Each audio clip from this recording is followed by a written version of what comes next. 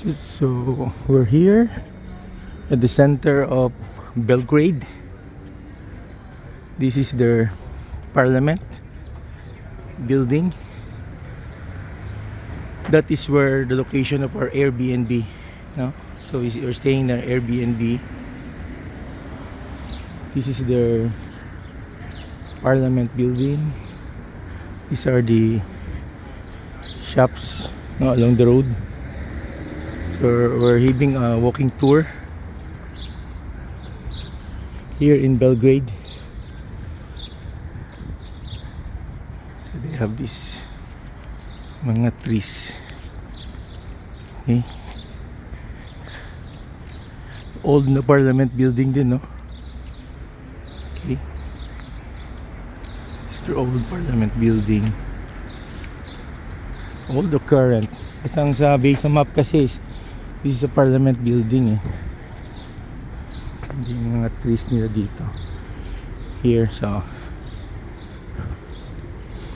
Belgrade used to be the capital of the former Yugoslavia.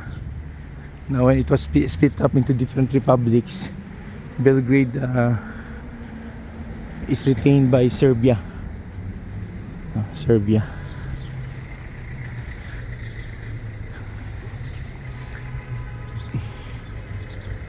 If you observe, there are old structures, buildings here. So Serbia is predominantly Orthodox. Very strong yung influence ng Orthodox Church.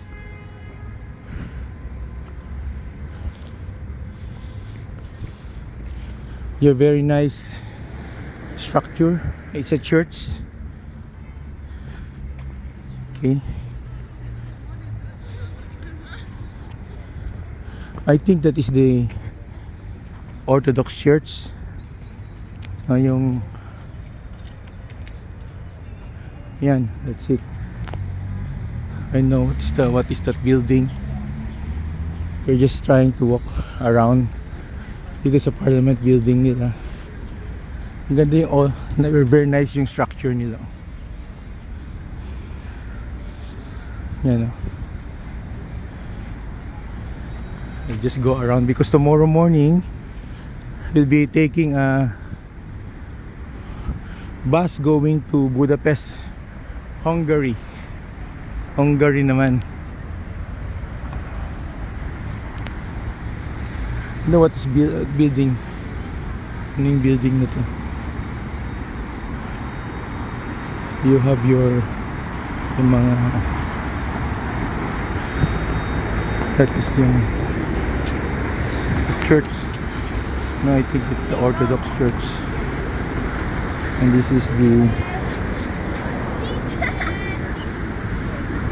I think we're right at the center of Belgrade talaga kasi this is the parliament building.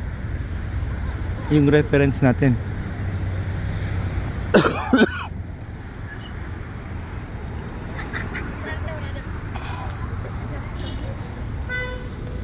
Probably we'll buy some drinks here. May mga drinks. We can buy some drinks here.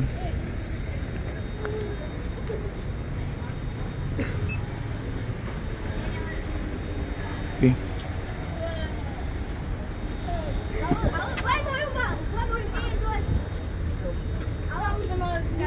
Hey. We'll buy some drinks here. Vitamins, energizing water.